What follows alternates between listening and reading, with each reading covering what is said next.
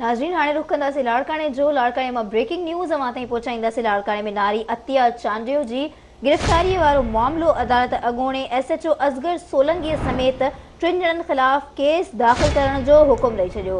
अहम ख़बर बाबति तव्हांखे आगाह कंदासीं। लाड़काणे में नारी अतिया चांडियो जी गिरफ़्तारी वारो मामलो अदालत अॻूणे SHO असगर सोलंगी समेत 3 ॼणनि ख़िलाफ़ केस दाख़िल करण जो हुकुम ॾेई छॾियो।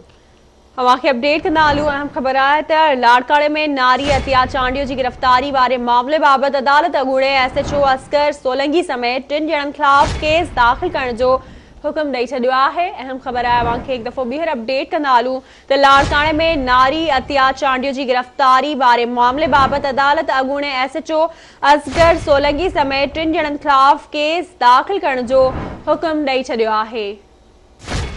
इन हवाले से राब्तो कयो आहे लाड़काणे में आवाज़ टीवी के रिपोर्टर रशीद समोसा। जी रशीद, कहिड़ा अपडेट्स आहिनि? जी बिल्कुल, लाड़काणे जी नारी अतिया और कलसूम चांडियो जी गिरफ़्तारी वारो मामलो हो। अॻूणे SHO रहमतपुर असगर सोलंकी समेत 2 नामालूमनि मथां अदालत तरफ़ां केस दाख़िल करण जो हुकुम ॾेई छॾियो आहे।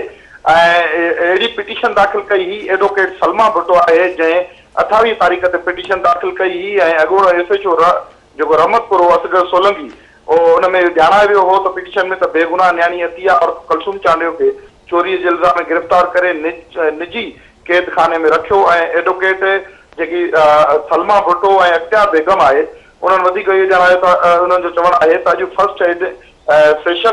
फर्स्ट एडिशनल सेशन जज जे जज श्यामलाल जी अदालत में ॿुधणी थी, जंहिं में अॻूणे SHO असगर सोलंकी समेत 2 नामालूमनि मथां केस दाख़िल करण जो जज हुकुम जारी करे छॾियो आहे।